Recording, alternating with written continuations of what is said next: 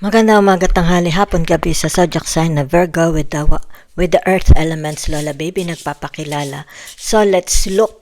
Okay, tingnan natin ang energy nyo. Simula May 2 to May 9. Treat your body like the palace it is. Yan ha, kaya no. Huwag niyo abusuhin ang katawan nyo. Okay? Huwag niyong pagkaitan ang inyong katawan. Diba? Yan ha. Kumbaga dito tanggapin mo. Okay? Huwag kang maging insecure sa katawan mo. Okay? Your potential is endless. Okay? Kita mo? Hindi ka nauubusan. Okay? Be it your ideas, di ba? Creativity. You don't need someone else to fix you. Hindi mo kailangan ng tulong ng iba. Kung kaya mo naman ito, di ba? Kung kaya mong ma-resolve.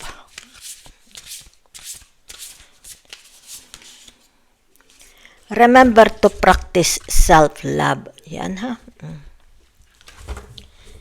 Ibig sabihin nito huwag niyo na makalimutan ang sarili niyo, okay? Kung kailangan ninyo ng nourishment, di ba? Huwag pabayaan ang sarili. Sabi nga, okay, our body, yan, is a temple of the Holy Spirit, okay? Yan, kaya dito kita mo, yan o. Di ba? Treat your body like the palace it is. Ang niyong kalilimutan, our body is a temple of the Holy Spirit. Let's see your personal energy. So, naririto ang tinatawag the justice, di ba? Ito yung tinatawag you're a very, very fair person, okay? Di ba? Balance, okay? Ibig sabihin nito, ayaw mo ng hindi ka corrupt. Okay? You want tinatawag na harmony, di ba? Ikaw is tinatawag na halimbawa yung ano gan tawag doon, ayaw mo ng mga under the table, di ba?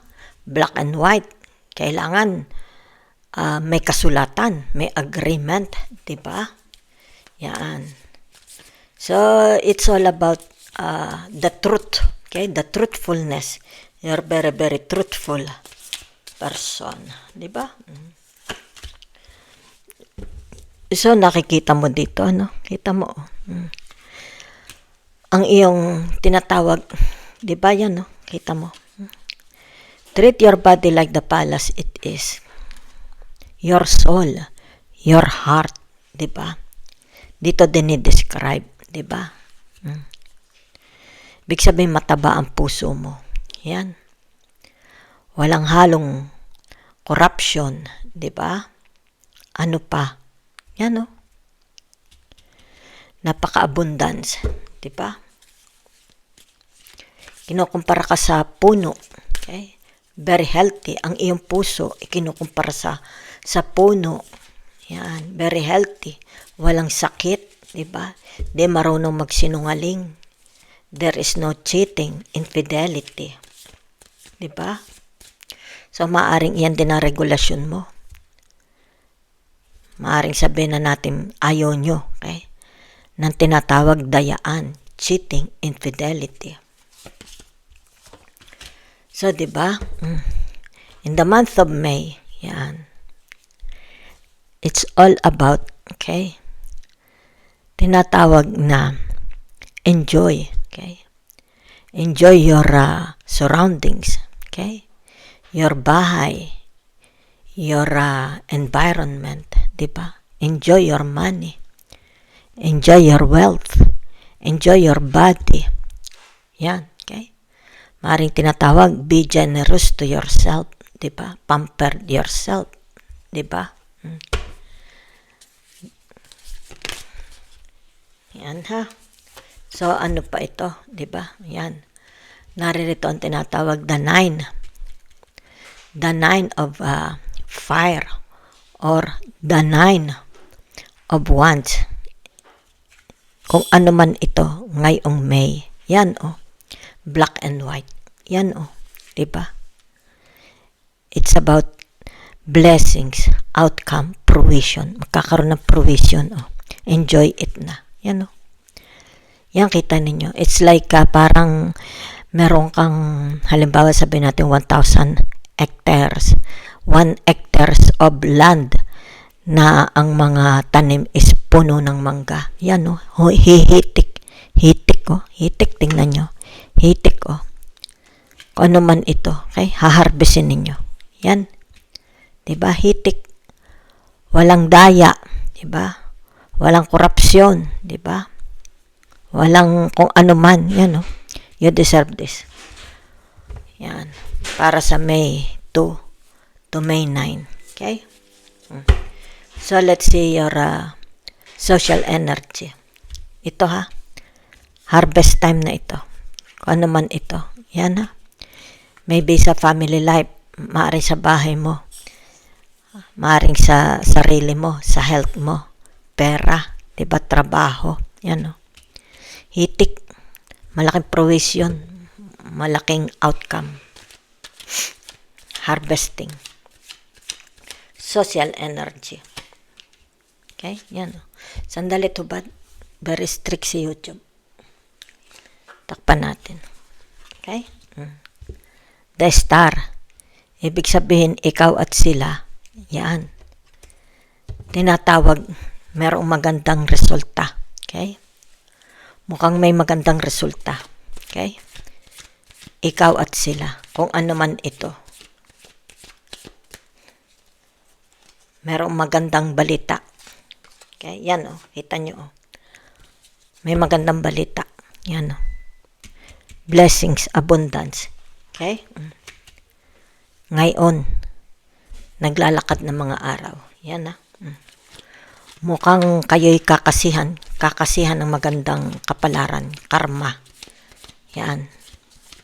Kasi dito, hindi nagbabago ang iyong pakiramdam, di ba?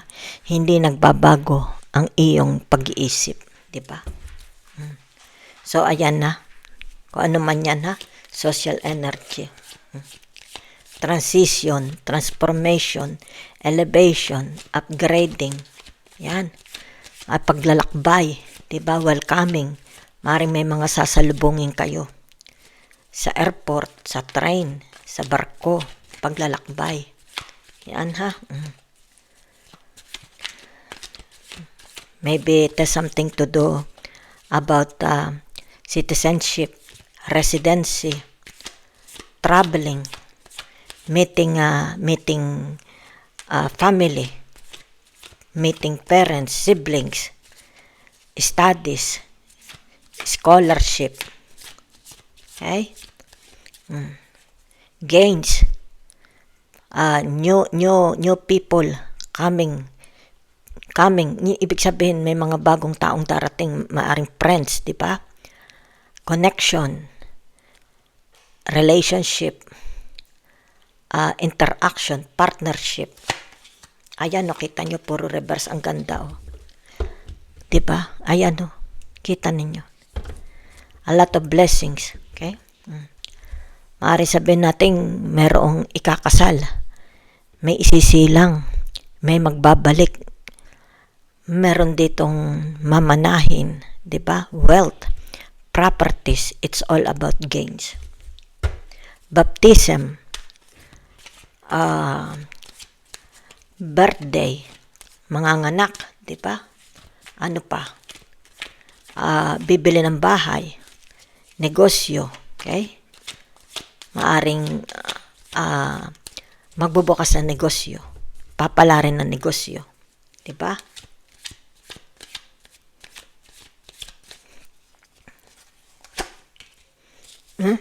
Kita ninyo maganda relationship, your relationship to them, prosperous, glorification, di ba? Success, provision, victory. Yan, oh. Yan, oh, kita ninyo. It's like may bagong kontrata, permahan, transfer of deeds, title transfer deeds, kung ano man, di ba? Maybe a new job, maybe babae at lalaki magpapakasal, engagement, or wedding, renewal, o papasok sa marriage, magtatayo ng bahay, magsisimula ng magpamilya, bubuo ng pamilya, di ba? Maybe it has something to do about your career. Big sabihin nito, tatanggapin mo. It's like nakasulat sa kontrata. Kung ano nakasulat sa kontrata. Yan, di ba? Success. So, tinatanggap mo kung ano nakasulat sa kontrata. So, there is tinatawag na agreement. Di ba? Oh. So, ito, in the month of, sabi ko May 2 to 9. Yan, oh. Resolution, di ba? Yan. Ibig sabihin nito, bago. Okay? Grabbing opportunities. Doors opening. Yan, ha? So, meron dito, it's like graduation sa studies. Maaring sabihin na natin, scholarship, exchange student, di ba? Studying abroad, international. Okay? So, let's see your karmic energy. Virgo. Ayan. Ibig sabihin nito, kinakasihan kayo ng magandang kapalaran. Yan. Kita nyo. Kita nyo. Kakasihan kayo ng magandang kapalaran. Yan, oh. Kita ninyo. Be ready. Focus. Ibig sabihin nito, tinatawag attention. Diba? Tinatawag na ano tawag dito? Calling your attention. Okay? It's about calling your attention about this.